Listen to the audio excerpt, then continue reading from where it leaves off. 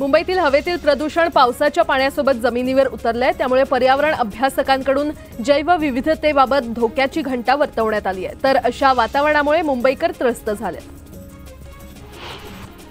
मुंबई आणि ठाण्यातील झोपडपट्टी पुनर्विकास योजनेतील झोपडीचं अनधिकृतपणे झालेले खरेदी विक्री व्यवहार नियमित करण्याचा निर्णय राज्य सरकारने घेतलाय। त्यानुसार हे व्यवहार नियमित करण्यासाठी एकवेळची अभय योजना राबवण्यात येणार आहे। मुंबईच्या वेशीवरील 5ही टोलनाक्यांवर हलक्या वाहनांसाठी टोलमुक्ती दिली, मात्र फास्टॅग यंत्रणा अद्ययावत न केली गेल्यामुळे पैसे परस्पर कापले गेल्याच्या तक्रारी अनेक प्रवाशांनी केल्या। राज्य सरकारने मुंबईच्या प्रवेशद्वारांवरील पथकरातून एसटी महामंडळाच्या बसला वगळले, त्यामुळे मुलुंड, ऐरोली, दहिसर, वाशी आणि लाल बहादूर शास्त्री मार्ग या 5 प्रवेशद्वारावरून जाणाऱ्या बसला पथकर भरावा लागणार नाही। राज्य परिवहन महामंडळाने राज्यातील 343 बस स्थानकांवर आनंद आरोग्य केंद्र उभारण्याचा निर्णय घेतलाय। 28 आरोग्य केंद्र मुंबईत उभारण्यात येतील। या आरोग्य केंद्रात कमी दरामध्ये वैद्यकीय सेवा, चाचण्या आणि औषधे देखील उपलब्ध होणार आहेत। मुंबई महानगर प्रदेश विकास प्राधिकरणाने मोनोरेलच्या माध्यमातून तिकिटा व्यतिरिक्त इतर पर्यायाद्वारे महसूल मिळवण्याचे प्रयत्न सुरू केले आहेत। मोनोरेल गाड्यांच्या आत बाहेर जाहिराती झळकवण्यास परवानगी देण्यात येणार आहे। पिंपरी चिंचवड शहरातील पाणी पुरवठा गुरुवारी बंद तर शुक्रवारी विस्कळीत राहणार आहे। जलशुद्धीकरण केंद्रातील देखभाल दुरुस्तीच्या कामामुळे पाणी पुरवठा बंद ठेवण्यात येणार आहे। वारंवार कारवाई करूनही फुकटे जुमानायला तयार नसल्याचं उघड झालंय। रेल्वे प्रशासनाने मध्य रेल्वेच्या विविध मार्गावर राबवलेल्या तिकीट तपासणी मोहिमेत तब्बल 19 लाखांपेक्षा जास्त फुकटे आढळलेत। दिवाळीची लगबग सुरू झाली आहे। यंदा दिवाळीच्या निमित्ताने देशभरात बाजारात तब्बल 4.25 लाख कोटी रुपयांची उलाढाल होतीये आणि असा अंदाज कॉन्फेडरेशन ऑफ ऑल इंडिया ट्रेडर्सने व्यक्त केलाय।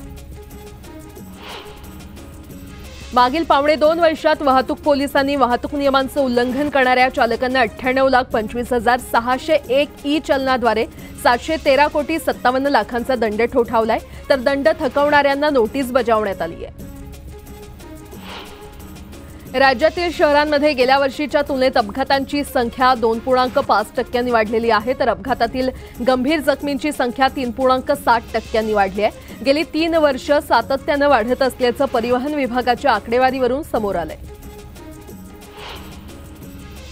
राज्यातील अनुदानित खासगी आयुर्वेद महाविद्यालयांना आता प्राध्यापक मिळणार आहे। वैद्यकीय शिक्षण विभागाकडून निवड समितीची रचना जाहीर करण्यात आली आहे।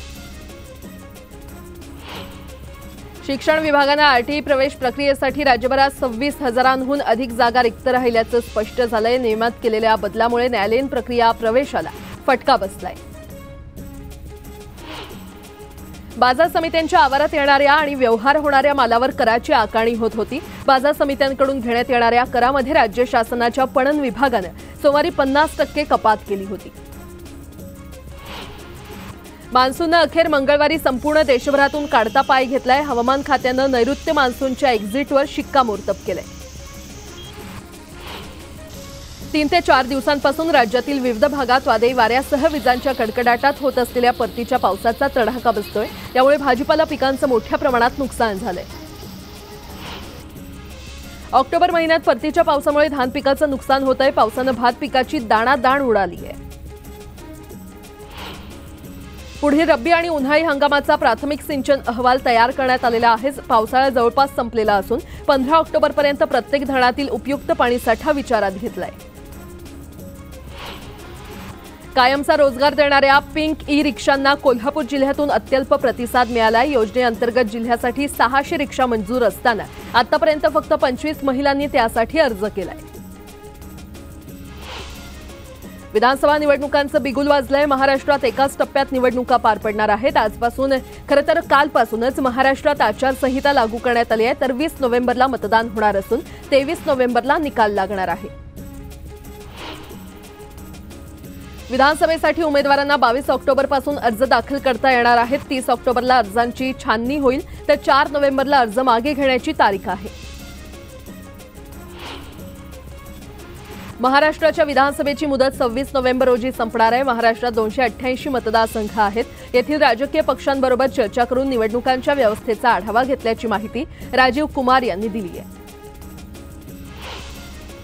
महाराष्ट्रात 1,01,58 मतदान केंद्र आहेत. त्यापैकी शहरी भागात 42,604 तर ग्रामीण भागात 57,582 केंद्र असल्याची माहिती राजीव कुमार यांनी दिली आहे. महाराष्ट्रात तब्बल 9,03,00,000 मतदार आहेत. त्यापैकी 4,93,00,000 पुरुष आहेत तर 4,60,00,000 महिला मतदार आहेत. त्यापैकी 25 अनुसूचित जाती तर 29 अनुसूचित जमातीसाठी राखीव आहेत. वोटर ॲपवर सर्व मतदार त्यांची माहिती तपासू शकणार आहेत. पैसे, मद्य, ड्रग्जच्या वाटपावर करडी नजर ठेवण्याचे निर्देश देखील आयोगाकडून देण्यात आलेत. तर प्रत्येक मतदान केंद्र 2 किलोमीटरच्या अंतरावर असेल असे आदेश देखील देण्यात आले. आता सविस्तर बातमी. निवडणुकीचं बिगुल वाजल्यानंतर आता महायुती आणि महाविकास आघाडीच्या जागा वाटपाकडे लक्ष लागले. महायुती आणि महाविकास आघाडीमध्ये कोणत्या पक्षाला किती जागा मिळणार याची जोरदार चर्चा सुरू झाली आहे. मात्र युती आणि आघाडीला जागा वाटपासाठी दसऱ्याचा मुहूर्त का साधता आला नाही असा प्रश्न आता निर्माण झालाय. विधानसभा निवडणुकीचा रणसंग्राम आता सुरू झालाय. सगळ्याच पक्षांनी जागा वाटपात जास्तीत जास्त जागा आपल्या पदरात पाडून घेण्याकरता जोरदार प्रयत्न सुरू केलेत. महायुतीतल्या 3 घटक पक्षांमध्ये जागा वाटपाचं सूत्र ठरल्याची माहिती सूत्रांनी दिली आहे. सूत्रांनी दिलेल्या माहितीनुसार भाजपच्या वाट्याला 158 जागा येणार आहेत. शिवसेनेला 70 आणि राष्ट्रवादी काँग्रेसला 60 जागा मिळणार आहेत. आतापर्यंत आमच्यात कुठल्याही प्रकारचा डिस्प्यूट नाही आणि त्यामुळे प्रत्येकाचा सन्मान राखून आमचं जागा वाटप होईल. महाविकास आघाडीत काँग्रेसला सर्वाधिक 119 जागा मिळू शकतात. शिवसेना उद्धव बाळासाहेब ठाकरे पक्षाला 86 तर एनसीपी शरदचंद्र पवार पक्षाला 75 जागा मिळणार असल्याची सूत्रांनी माहिती दिली आहे. याशिवाय शेकापच्या वाट्याला 3, समाजवादी पार्टीला 3 आणि कम्युनिस्ट पार्टीला 2 जागा मिळू शकतात. 210च्या आसपास जागांवरती काँग्रेस, राष्ट्रवादी आणि शिवसेनेचं पूर्णपणे एकमत झाल्यावरती काय राहिलेल्या जागा आहेत त्याच्यावरती आम्ही साधारण उद्याच्या दिवसात निर्णय घेऊन मोकळे होऊ. एकंदरीतच जागा वाटप झाल्यानंतर निवडणुकीच्या प्रचाराला रंग येईल.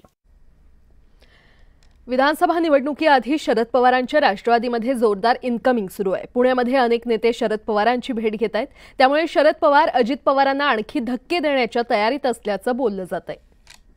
निवडणुकीच्या तोंडावर शरद पवारांनी त्यांचं निवडणूक केंद्र म्हणून पुण्याची निवड केलेली दिसते. आज सकाळच्या सत्रात शरद पवारांनी अनेक लोकांना भेटी दिल्या. विशेष म्हणजे पुण्यात आज अजित पवार गटाचे मुख्य प्रवक्ते उमेश पाटील शरद पवारांच्या भेटीला आल्यानं उपस्थितांच्या भुवया उंचावल्या. तर दरम्यान राष्ट्रवादी काँग्रेसचे भोसरीचे माजी आमदार विलास लांडे यांनी शरद पवारांची भेट घेतली. त्यांच्यासोबत आमदार अतुल बेनके यांचे भाऊ डॉक्टर अमोल बेनकेही उपस्थित होते. तर शेतकरी नेते रविकांत तुपकर हेही पवारांच्या भेटीकरता पुण्यात आले होते. त्या संदर्भातली काही चर्चा त्या ठिकाणची जी परिस्थिती आहे ती त्या संदर्भात चर्चा करायला हवी. महाविकास आघाडीच्या उमेदवारांचा प्रचार करणार अधिकृतपणे करणार. आणि तुम्ही कुठून लढण्यासाठी इच्छुक आहात? मी स्वतः नाही, मी आमदार तयार करणार आहे. लोकसभा निवडणुकीच्या निकालानंतर पवारांच्या पक्षात येण्यास अनेक जण उत्सुक आहेत.